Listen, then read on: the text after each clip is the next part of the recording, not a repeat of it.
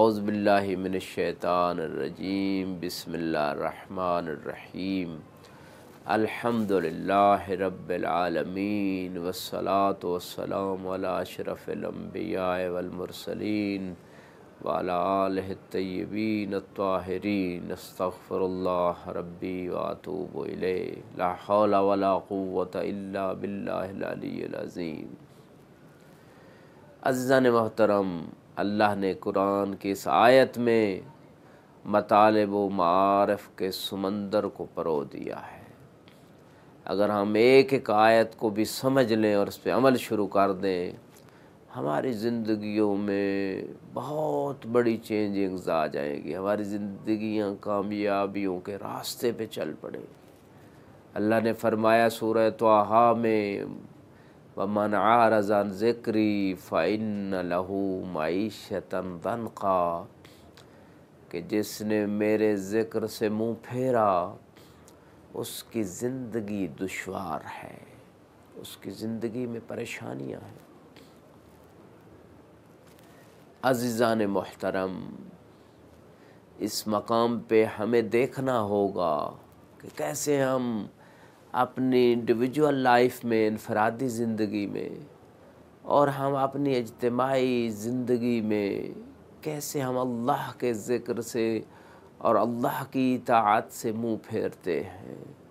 ان چیزوں پہ ہمیں غور کرنا ہوگا۔ مثال کے طور پہ ہم اپنے ایجوکیشن سسٹم کو دیکھ لیں۔ تعلیم اور علم کا حصول یہ بہت عظیم کام ہے۔ اسلام نے اس پہ بہت زیادہ اس کے اوپر زور دیا ہے، حاصل کرنا چاہیے۔ ٹیکنالوجی کا علم بھی اور دین کا علم دونوں کو حاصل کرنا چاہیے، جتنی جس کی ضرورت ہے اتنا حاصل کیا جائے۔ لہٰذا اگر ہم غور کریں تو ہمارے جو ایجوکیشن سسٹمز ہیں، ہمارے سکولز و کالجز، یونیورسٹیز کا جو نظام ہے وہ کیسا ہے؟ کیا ہمیں فقط وہ دنیا پرست بناتا ہے، مادہ پرست بناتا ہے، بس اس دنیا کی حد تک ہمیں محدود رکھتا ہے، یا اس نظام میں یہ ایبیلٹی ہے کہ وہ ہمیں آخرت کی زندگی میں بھی کامیاب کر سکتا ہے؟ جیسے گاڑی کے 4 پہیے ہوتے ہیں، کہیں ایسا تو نہیں ہے ہمارے ایجوکیشن سسٹم اور نظام میں صرف 2 پہیے ہیں جو ہماری جسمانی ضروریات کی طرف خیال رکھتا ہے، ہماری معنوی روحانی ضرورت سے وہ ناآشنا تو نہیں ہے، کہیں ایسا تو نہیں ہے؟ لہٰذا جیسے اگر روح کو باڈی سے سیپریٹ کر دیا جائے، جدا ہو جائے، تو وہ مردہ انسان کہلاتا ہے، اب اس میں روح نہیں رہی۔ اسی طرح ہمارے نظام تعلیم کی یہی سچویشن ہے کہ ہمارے نظام تعلیم کے اندر روح نہیں ہے، فقط باڈی ہے، تو ہمارا نظام تعلیم مردہ ہے۔ ہمارا نظام تعلیم جس کے بارے میں ڈاکٹر اقبال نے بہت پہلے کہہ دیا تھا، گلا تو گھونٹ دیا مدرسہ نے تیرا، کہاں سے آئے صدا لا الہ الا اللہ۔ وہاں ان کی مدرسہ سے مراد وہ انگریزی ایجوکیشن سسٹم ہے جس نے ہم سے دین چھین لیا، جس نے ہم سے اللہ کی معرفت چھین لی، جس نے ہم سے اسلام چھین لیا، جس نے ہم سے ایمان چھین لیا۔ اگرچہ مدرسے جو عام طور پہ بنائے جاتے ہیں دینی اعتبار سے بھی، اس میں بھی خرابیاں ہیں، اچھائیاں بھی ہیں، اس نظام میں بھی خرابیاں ہیں بہت ساری۔ اہل علم جانتے ہیں کہ اس میں بھی ٹیکنیکی چیزوں پہ زور دیا جاتا ہے، لیکن روحانیت پہ زور کم ہے۔ اخلاقیات، سیرت رسول، قرآن فہمی، تفاسیر، احادیث، ان پہ کام کم ہے، جس کی وجہ سے روحانیت کا پہیہ پنچر نظر آتا ہے۔ بہت کم لوگ ہیں اہل علم میں جنہوں نے روح کے اوپر اپنی انڈیویجول اور پرسنل کوشش سے اپنے آپ کو بہتر بنایا، عالم ربانی بنایا، ورنہ دوسرے عام طور پہ مدارس کی لائف میں بھی یہی ہے کہ مادیت ہے، روحانیت کا جنبہ مفقود ہے۔ اس کی بڑی دلیل یہ ہے کہ جو لوگ نکلتے ہیں وہ فتنے پھیلاتے ہیں، وہ فساد پھیلاتے ہیں، وہ قتل کی دعوت دیتے ہیں، وہ کفر کے فتوے لگاتے ہیں، وہ معاشرے میں بے چینیاں پیدا کرتے ہیں، وہ محبت کا درس کم دیتے ہیں۔ محبت کے درس دینے والے کم ہیں، اخلاق سے لوگوں کو سدھارنے والے کم ہیں، دین کی پوری آشنائی رکھنے والے کم ہیں۔ لہٰذا چاہے مدارس کا سسٹم ہو یا ہمارا اسکول کالج اور یونیورسٹیز کا سسٹم ہو، اس میں اصلاح کی ضرورت ہے، اس نظام میں تبدیلیوں کی ضرورت ہے، اس نظام میں جو جن جن چیزوں میں کمی ہے ان کو پورا کرنے کی ضرورت ہے۔ ہاں، کچھ اچھے مدارس بھی ہیں، اچھے دینی انسٹیٹیوٹ بھی ہیں، لیکن یہ آٹے میں نمک کے برابر ہے۔